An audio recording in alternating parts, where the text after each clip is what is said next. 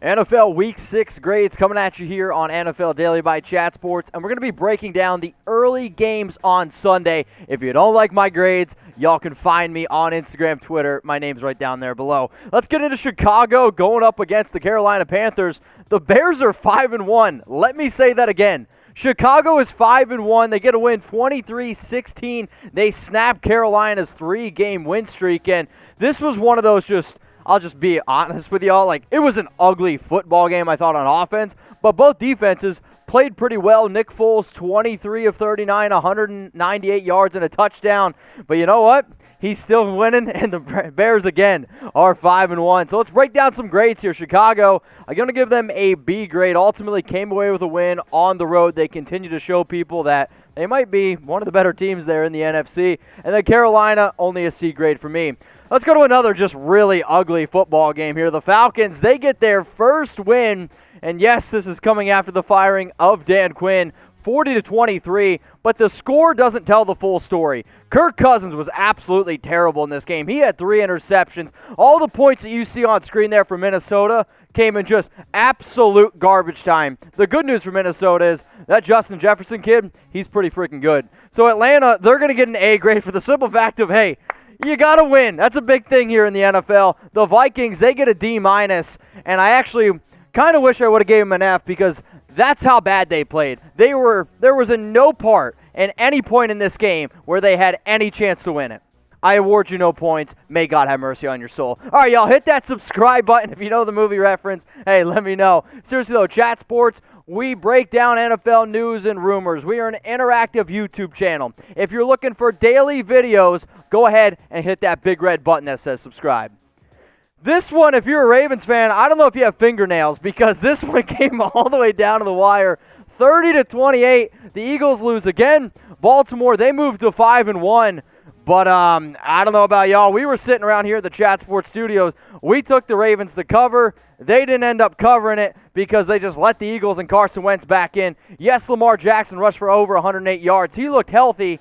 Unfortunately, though, the Eagles did lose 2 players here. Miles Sanders, he suffered a knee injury. The injuries continue to hit this Philadelphia team, and he's not the only one. Zach Ertz, he also left the game with an ankle injury. So you got Sanders, you have Zach Ertz, and this is already a team that's missing a ton of players. So grades time. You know, I'm just going to give it a C across the board. It was an average game. Baltimore let them back in. That's why I couldn't give them a higher grade. And for Philadelphia, you know it's a tough season when I'm giving you a passing grade for losing. But you did fight back. You didn't fully give up. Now, the 2 quarterbacks that I just talked about, Carson Wentz, Kirk Cousins. When you look at the final stat sheet, you're going to be like, Mitch, they didn't really play that bad. I'm telling you, watch the game. Who's been worse this season, Carson type CW or Kirk Cousins type KC? I'll tell you what, KFC overcooks my chicken, and the Steelers continue to overcook the Browns. They put up 38 points, 38-7. We thought maybe Cleveland was legit, right? They're like, okay, they're 4-1, but no. Their only 2 losses they've had been absolute blowouts to the Ravens and to the Steelers. And the story of this one, Baker was benched, or was he not benched because he's been battling some injuries? Bottom line is this. He's not been good, and he's not been good when the Browns need him to be good. 10 of 18, 119 yards, a touchdown, and 2 interceptions. I can guarantee you one thing. Yeah, we are going to be talking about it here at Chat Sports, and everyone's going to be talking about, is Baker Mayfield going to be the starting quarterback in Week 7, or is it time to go to Case Keenum? Let's break down some grades. Browns, you get an F because you continue to be an absolute joke against winning teams. Sure, you're winning against bad teams, but you should. And then Pittsburgh, I'll tell you what, man. They are a fun football team to watch. Chase Claypool, maybe you heard of him. He continues to show that he's a pretty darn good football player. Let's look now at the AFC North, which you could argue is maybe one of the better divisions in football. You got the Steelers and Ravens. I think those are the 2 top teams here, obviously. Who's going to win this division? I included the records for a nice little cherry on top. Is it going to be Baltimore? Is it going to be Pittsburgh? If you want to type CLE, if you want to type CIN, whatever you're drinking, I'll take 2 of them. Let's go to maybe one of the more entertaining games here, Washington and the Giants. I'm going to give credit for Washington for going for the win. I'm not going to give them credit on the play they drew up to win the football game on the 2-point conversion. Daniel Jones, the G-Man, they finally get a win. Maybe they won't be number 31 in our NFL Power Rankings this upcoming week. So let's break down some grades here. Washington, y'all get to see the Giants wasn't a pretty game, but you got the win. And football, going up against a division rival, and you got one win in the NFC East.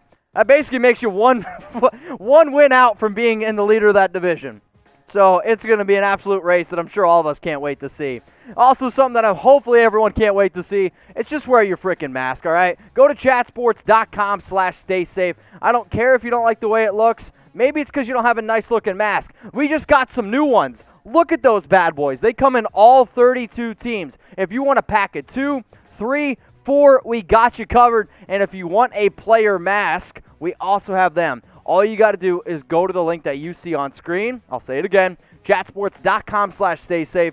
It's also in the description. I'll put it in the comments. Make sure you're all wearing your masks.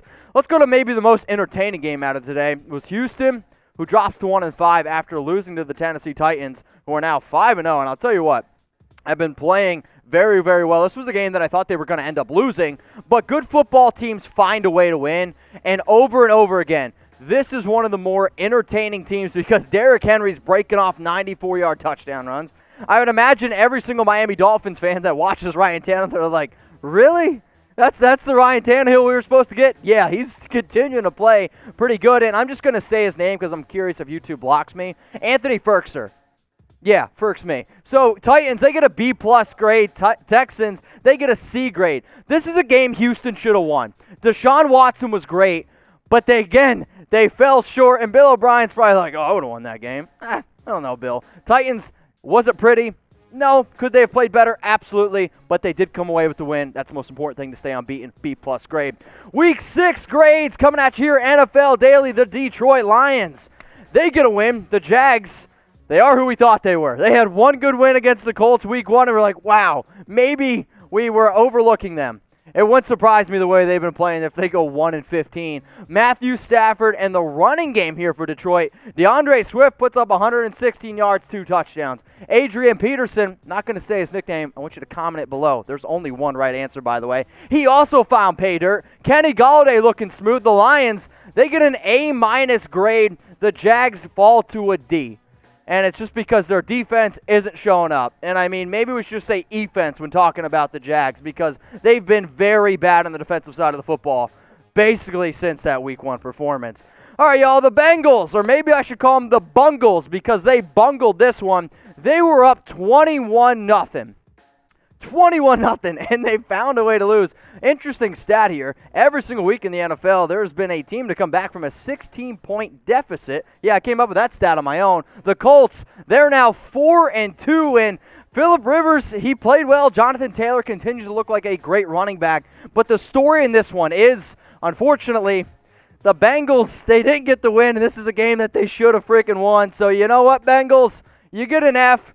Maybe I should have given you a B for bungle. The Colts, they get an A for not giving up, for continuing to fight. And if you're watching your divisional opponents, right, like the Titans, that's the team you're trying to keep up with. And after they got a big win, this is a huge, huge win for Indy. So who's going to end up winning the AFC South? Is it going to be Tennessee? Type T-E-N. Is it going to be the Colts? Type I-N-D.